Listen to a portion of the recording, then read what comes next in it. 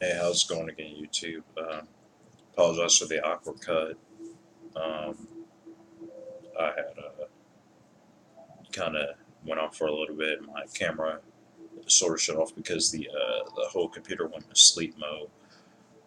All right, so kind of going back into the whole Gorillaz review. Like I was saying, yeah, man. Like,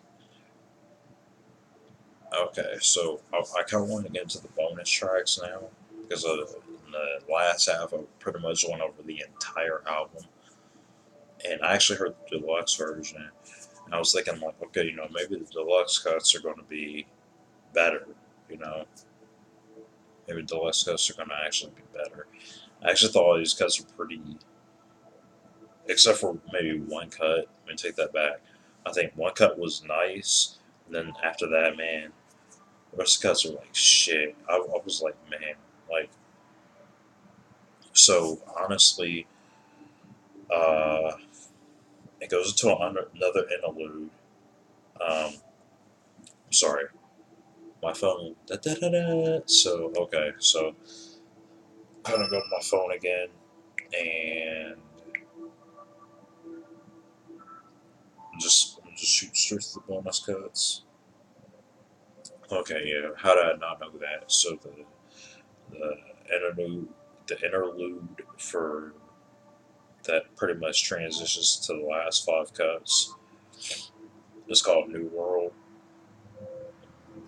and I'm thinking like, okay, maybe I might get some nice songs on here. Considering these are bonus tracks. Um, Out of all these, the only one I even like on here is The Apprentice.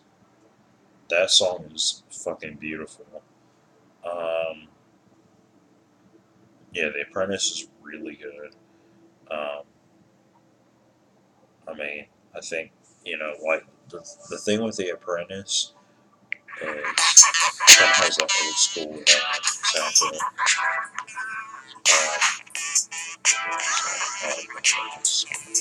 But yeah, it kind of has like that old school 80s sound. And see, that's where I came from because I was born in 85. So like a lot of like 80s like R&B and like early 90s R&B influence is pretty much on this album. So a lot of like the R&B cuts and everything, they pretty much sound like extremely old school. I'm sorry, I keep looking at Dustin. He just finished, but my thing is this: uh, overall, I was kind of I was kind of underwhelmed by this album, and the reason why I said I was a little underwhelmed was because like first of all, the album was too damn long. The album was, if you count the deluxe edition, this album is 26 tracks long. Without the deluxe edition, you're looking at 21 tracks because the deluxe edition is five additional tracks. Yeah, I think that's too damn long, especially for like a lot of the songs on here are even that good. Um, they seriously could have gotten rid of a few songs on here. I've even named ones off that I've mentioned. Sex Murder Party should be gone. I did not like the song at all. Um, uh, I'm sorry, Moments should be gone. I know a lot of people like the song. I hate that song. The song should be gone. And We Got the Power, a corny ass song. That song should be like banished from existence too. And honestly, a lot of the deluxe singles, the only deluxe tracks I need to keep on there is The Apprentice. I actually like The Apprentice. Uh, and that would shorten this album so much more. It would cut a lot of the filler, um, and make this a much better album. I think my these so now name my cons. I probably named some of the cons in my pros. I just kind of mixed them up. This video's spontaneous. Don't judge me. But another thing I noticed about this album was there's too many damn features on this album. For it to be as long of an album as it is, there's way too many features on this album. Why do you have all these features on this album? I'm gonna give you a prime example of what I mean. Like literally, the only like straight Gorillaz track on this entire damn album is "Busted in Blue," and that song was okay. Like you know what I'm saying? Like the song was decent. It was an alright song. Um, like for instance, Ascension. You got Vince Staples, and Vince Staples dominates that track. And then you got Strobe Light with Piven Everett. Piven Everett dominates that track. And then you got Saturn Bars with Pop Can, and Pop Can dominates that track. You know what I'm saying? It's like there's not a Gorillaz song on here. You know what I'm saying? Like if you look back at their first three albums, Classic Beach, Demon Days, the self-titled Gorillaz album, they have they got features on those too, but then they have a lot of songs that you go like, oh shit, you know the Gorillaz did this track because 2D is my favorite member in the entire Gorillaz collective. I love 2D, man. 2D is my dude. So to only hear him like feature on a couple of tracks, like how are you gonna feature on your own album? You know what I'm saying? That's wild. You know, so like, you're only featuring on your own album, and then on top of that, like you got too many damn other features. Like literally, it's almost like uh, it's almost like Damon Albarn kind of came in and was like, okay, we did a lot of features on our old albums, so let's do a feature on this track and feature on this track. And the next track will do a feature, the next track will do a feature. And then it was like he kind of looked back at the rest of them. He's like, oh shit, the Gorillaz don't really have a feature. Or the Gorillaz didn't really do a song by themselves. Let's put that mediocre ass Busted in Blue. And then after that, he was like, well, fuck it. Let's just go back throwing all of his features because that's what all the other Gorillaz albums is all about. I don't think the Gorillaz albums is about just throwing a whole bunch of features on it. I think the Gorillaz albums is really about what I liked about it. These were mysterious ass albums to me because the fun of these was like these fictional characters were actually doing these albums, not a whole bunch of fucking features like that.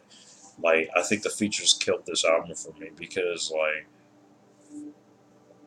my understanding was like I wanted to know like I wanted to come in this film like the Gorillaz really did this album, not like the Gorillaz just sprinkled this on with a ton of fucking features and called this a Gorillaz album.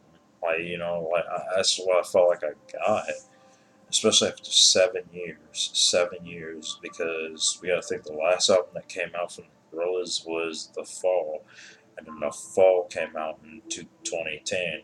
And again, I don't even mention the album because the album was fucking terrible. So it was kind of like, you know, like, I mean, and then they released a single after that I thought was pretty nice called Do Your Thing.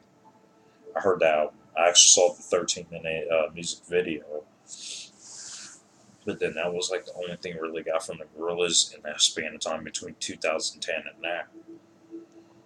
So my thing was kind of like, okay, well now the Gorillaz are coming out with a new album, and you know, what are we going to get now?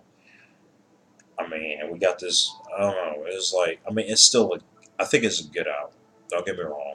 Don't shoot me down thinking like, oh man, he hates the Gorillaz album. He's not a true Gorillaz fan. I actually like the Gorillaz album. I like this new one. I like it way better than the Fall by far. Yeah, like this is way better than the fucking Fall by a milestone. But just a lot of this album puzzles me, man. Like this album puts me in a really weird place because it's like I don't know where to.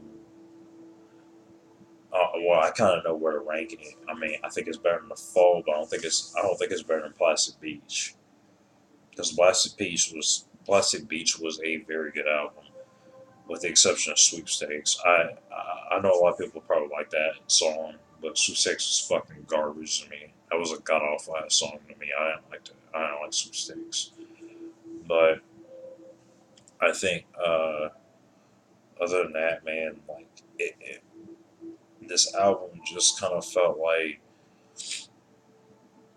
it felt like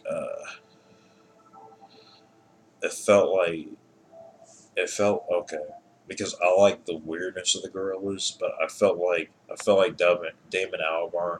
And I just thought about this too. I felt like Damon Albarn uh, was trying so hard to be weird because, and actually, yeah, I did tell you earlier too. I was going to talk about those interludes. So this is where I pretty much tie those in. It's like the interludes.